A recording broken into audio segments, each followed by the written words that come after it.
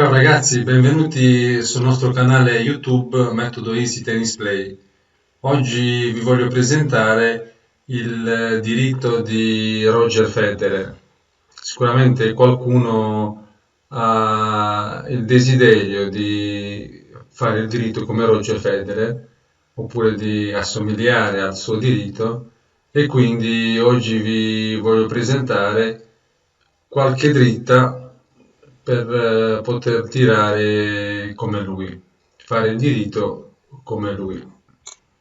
Allora, iniziamo con l'impugnatura, che è la cosa fondamentale. L'impugnatura di Roger Federer è un'impugnatura strong eastern di diritto, cioè che si trova tra la eastern di diritto e la semi-western di diritto.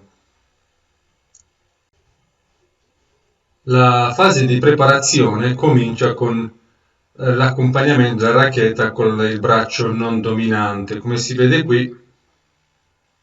il braccio non dominante accompagna la racchetta indietro, in tal modo di poter anche ruotare il tronco. Si nota anche una cosa molto importante, come il gomito dominante è sotto l'altezza della spalla.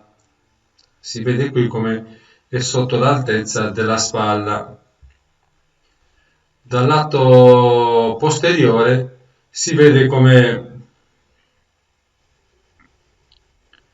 il gomito, guardate, il gomito sta sotto l'altezza della spalla, sotto la spalla. Un'altra cosa importante, visto che ha accompagnato con la mano non dominante la racchetta indietro, lo sguardo è in avanti e che sta mirando sopra la spalla. Quindi dobbiamo girare il tronco talmente tanto per arrivare con il mento, quasi col mento, sopra la spalla.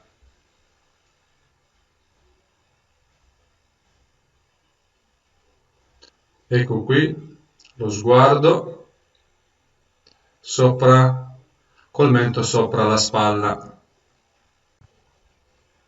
Da qui comincia la fase della caduta della racchetta. Guardate un pochettino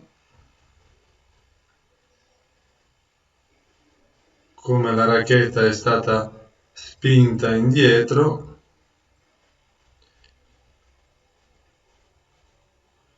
Guardate un po', dopo che abbiamo accompagnato con la mano non dominante la racchetta indietro, siamo arrivati in questa posizione in cui con la mano non dominante, si vede il palmo della mano non dominante, rivolto verso il basso, così come anche il piatto corde della racchetta è rivolto verso il basso. Si nota qui, si nota anche che il braccio non dominante è disteso lateralmente, parallelo alla rete, invece il braccio dominante è leggermente piegato. Si vede meglio dal lato posteriore come, guardate, come il braccio non dominante è disteso, invece il braccio dominante è piegato. Si vede anche qui come la mano non dominante, il palmo della mano non dominante è rivolto verso il basso, come anche il piatto corde è rivolto verso il basso. Si nota come il mento sta sopra la spalla, lo sguardo in avanti che mira sopra la spalla. Vediamo anche dal lato posteriore, guardate un po' come lo sguardo è in avanti verso la palla, col mento che sta ancora sopra la spalla. Andiamo avanti con la fase di accelerazione. Allora, da qui comincia la fase di accelerazione. Cosa osserviamo? Che il tronco comincia a ruotarsi con l'aiuto del braccio non dominante. Guardate un po', prima il braccio non dominante era disteso, adesso comincia a piegarsi. Invece, al contrario, prima il braccio dominante era piegato, guardate, ricordate, adesso il braccio dominante è disteso. Si nota come il tronco ha iniziato a ruotarsi, il braccio non dominante, guardate un po', comincia a piegarsi, invece l'altro braccio dominante disteso. Si nota come ancora il piatto corde rimane verso il basso.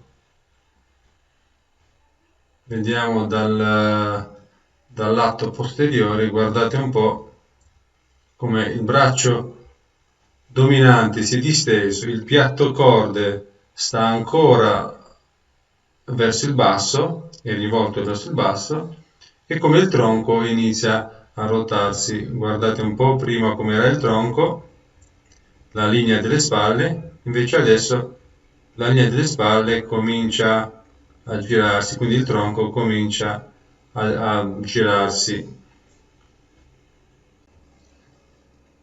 Abbiamo visto come il tronco ha cominciato a rotarsi, guardate un attimo, guardate come il tronco si è girato molto di più rispetto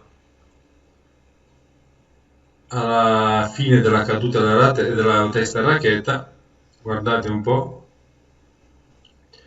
abbiamo qua un angolo di 110 gradi più o meno, quindi il tronco continua a rotarsi con la racchetta che rimane indietro.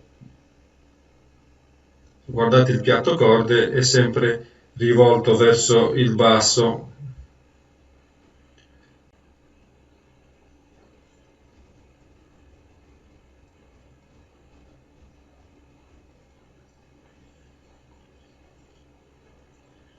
Guardate l'angolo tra la racchetta e l'avambraccio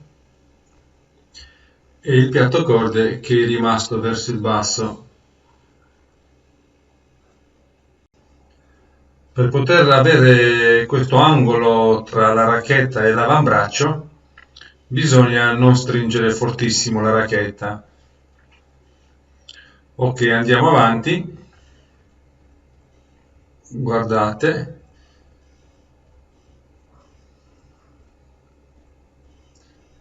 In questo momento, in questo dirito, inizia la rotazione dell'avambraccio e non del polso. Invece, dall'altra prospettiva, guardate, guardate il polso come inizia a ruotarsi.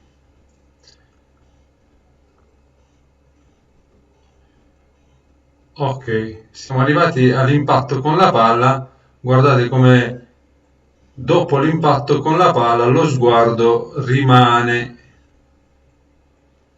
sempre sull'impatto con la palla.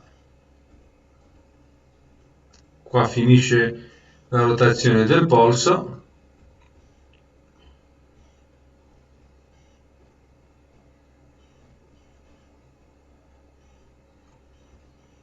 Guardate, anche qui lo sguardo sull'impatto con la palla che rimane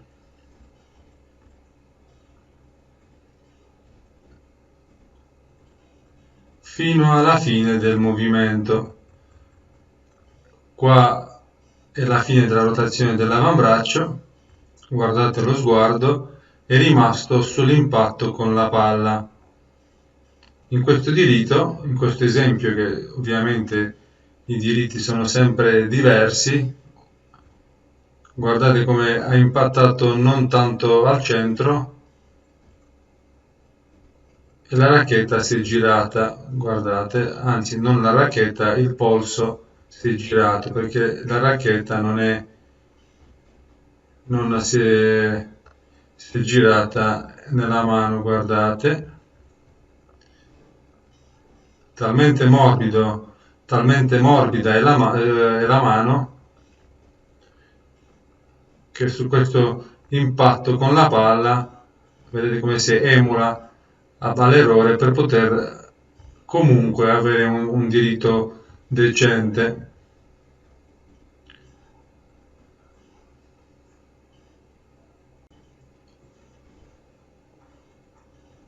Lo sguardo rimane sempre sull'impatto fino alla fine del movimento. Guardate, la racchetta già ha toccato la mano non dominante e lo sguardo è rimasto. Guardate il mento nel finale come arriva sopra la spalla del braccio dominante.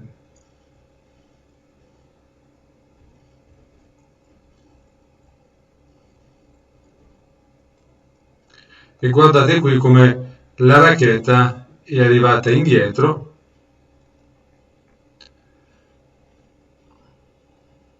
che punta indietro.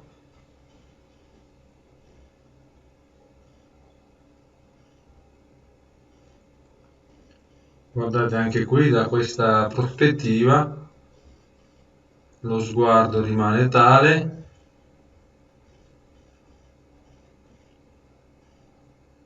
Guardate il finale con la testa a racchetta che tocca il braccio non dominante.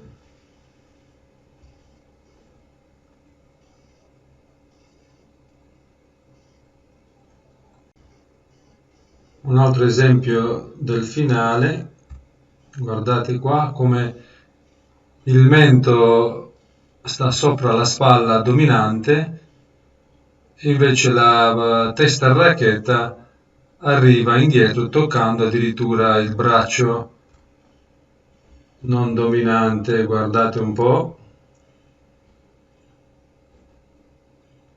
come la racchetta tocca il braccio non dominante. Quindi grazie a questa impugnatura, la strong eastern di diritto, e grazie al suo modo di giocare, il suo finale più o meno sarà sempre così.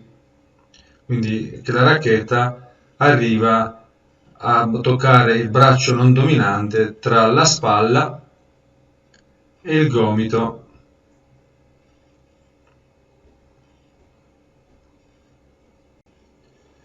Grazie per la vostra attenzione. Sicuramente ci vediamo e ci sentiamo al prossimo video. Vi auguro tanto tennis e, perché no, qualche diritto alla Roger Federer. Un abbraccio a tutti. Ciao ciao.